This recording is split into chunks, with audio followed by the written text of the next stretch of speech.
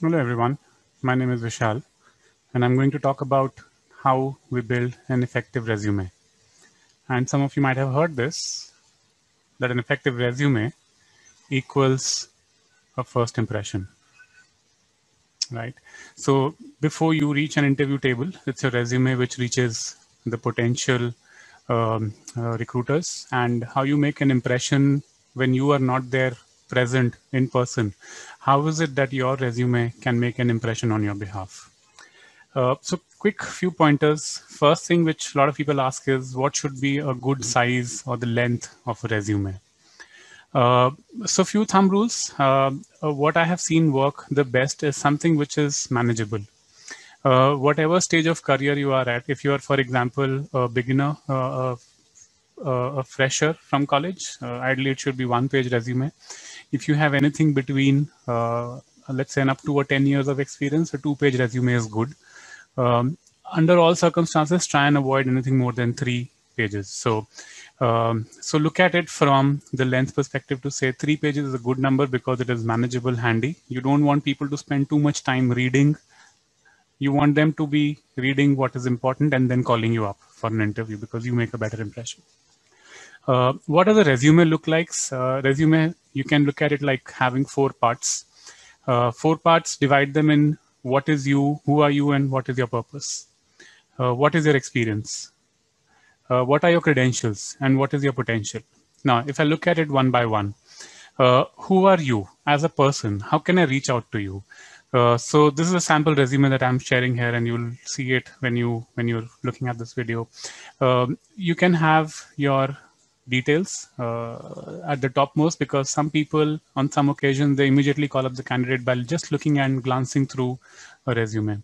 What is it that you're doing? What is it that you are aspiring to do? What's your purpose in life? So if you want to be known for being a great customer experience associate, then that's your purpose. If you want to be known as somebody who takes care of people in their teams, that's the purpose. If you want to be known as somebody who can sell, who can build organizations, who can delight customers in different industries, then that's your purpose. So that goes top, right on the top, so that when somebody is looking at your resume, that's the first thing that comes to their attention. The second is your experience. Usually, unless you're a fresher, if you have some experience, do mention and detail out your experience. What is it that you worked on? What kind of industries and organization that you worked for? What has been your role? And some details about the role usually help. So, for example, if you've been in a customer facing profile, what were you doing? Were you addressing customer queries? Were you trying to sell to those customers? Were you handling any grievances? Were you doing something which the customer had to connect with you multiple times? So how were you building rapport, etc.? So all of that comes in your resume. If you are part of the HR group, for example, so if you have been managing the HR processes, then how does it look like? If you were managing the legal processes for the organization, then write down all of those experiences. Mention any awards, etc., that you might have gotten, any recognition that the company might have conferred on you, to say you've done some good work, here's an award. Even if it means a recognition or a badge or a band, do mention that. That shows how good you are in your work. So mention all the experiences. Usually experiences goes in reverse chronological order. So the latest what you're doing goes on top, then the previous one and the previous one. So go in that order. In case you're a fresher, if you have experience in your school, colleges to do anything, for example, there are a lot of teams, a lot of extracurricular work that schools and colleges get into. And if you were holding a position of responsibility, you may have been the lead or part of a volunteer network in your college or school. You may have been part of the team which organizes runs or organizes any walks or speaks with external speakers to come and talk to students. If you were part of the placement committee, so any position that you might have held, any team that you were a part of, share your experience from there. The next part of the resume is your credentials. Now, this is where your educational background comes in. People usually build trust on whatever I am saying, for example, by looking at my resume. So if I'm an MBA and that talks to my experience. So this person, for example, the sample that you see has been working as a creative graphic designer, and he's had his MBA and graduation in the fields of advertising and marketing. So they talk to each other. Even if you have a bit of a difference in what you've learned in school, college, and what you're doing right now, there may be linkages on how you've bridged those gaps and how you've taken that journey. So look at that. Education, again, the latest education, whatever is your highest education, go on until your school level. Again, if you've been part of any events during schools, extracurricular events, if you've participated in certain things, if you won awards, do mention all of that. Why I'm saying to mention all the awards, because at a glance, the recruiters see that you're good at certain things. You're hardworking, because getting an award is not easy. Even if you're in a small team, a small group, if you've been recognized for something, that means at that moment you were performing at your best level, and you want to share that with your potential recruiters. So do mention that. The last bit is your potential. Now, how do we share what my potential is? And potential is you as a complete human being. Do mention about your hobbies, anything that you're good at, anything that you contribute to, anything that you value. So like I've given this example a few times, if you're into social work, if you're into volunteering, mention all of those. If you're into any other hobby, whether it is dancing, singing, photography, running, contributing to kids, teaching, whatever you've been doing, mention that, because it gives the recruiter an idea to say, okay, what are the possibilities that this person has? This person is, while good at the work, also is able to spend time for his own personal mental well-being by engaging in hobbies, and that means that you may be able to juggle time well, and that also is something that goes out to people. Take pride in your work. So like I said, on your work experience, when you're writing your work experience, mention industries that you worked for. You may have been, like I said, a customer associate, but you may have worked as a customer associate in a bank, or in a hospitality industry, or in a financial services industry, or in a retail kind of industry. So your experience, the variety of work that you've done across industries, help you gather that additional space on the recruiter's mind. Kind of roles that you have played. So even within an industry or an organization, you may have worked in different roles and capacities. You may have started off as a sales associate, and over the years of experience, you may have grown to manage a certain amount of team members directly. So your role from an individual contributor to a team manager, how has that panned out? Your personal successes, like I said, do mention any awards, anything that your team would have done. So if you, for example, while you were part of sales, you grew a certain territory or a team from, let's say, selling 1,000 rupees worth of business to 10,000 rupees of business, that's the personal success. That's the personal journey that you've taken. So do mention that.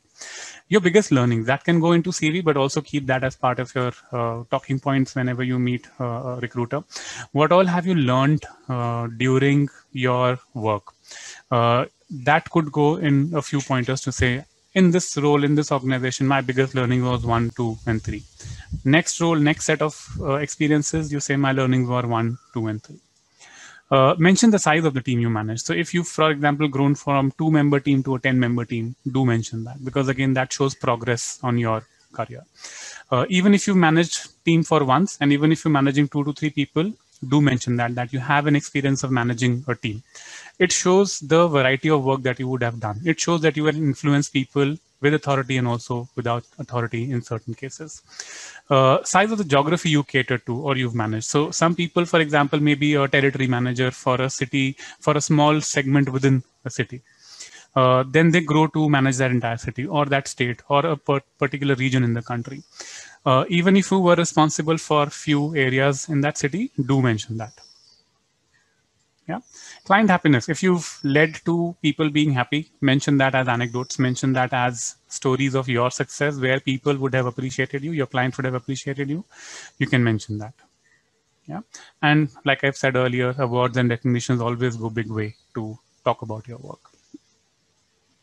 You, the human, your credentials, your educational background, scores, and positions tells us about What are you as a total human being, not only a worker, not only a resource, but a human resource. Position responsibilities held in school and colleges. Like I mentioned, if you're fresher, even if you're not a fresher, you have experience. The fact that you've been managing positions of responsibility across your life shows that you are in for the game.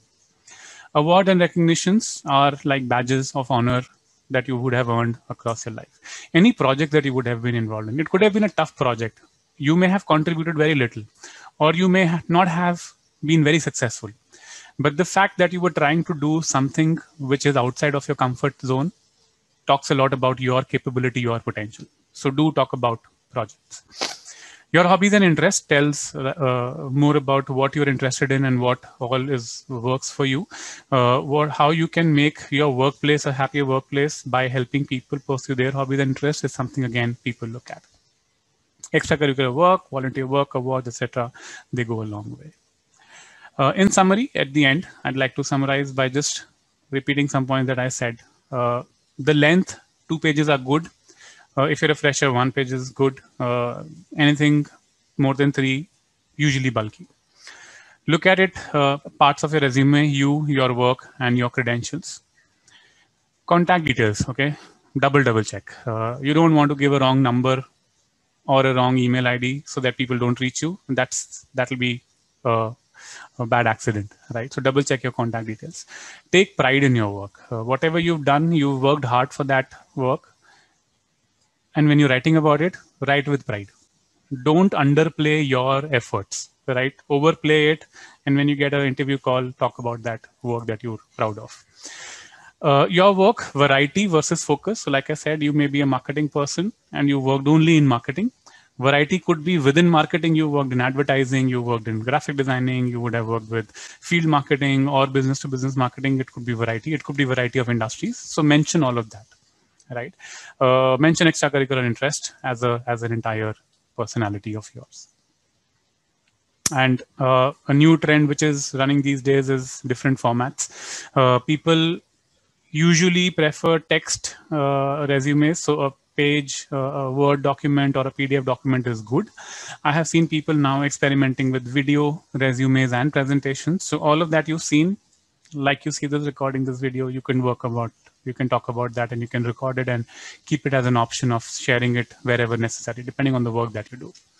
But do feel free to experiment, right? That's my end, and I wish you all the best for your future and your career. Do well.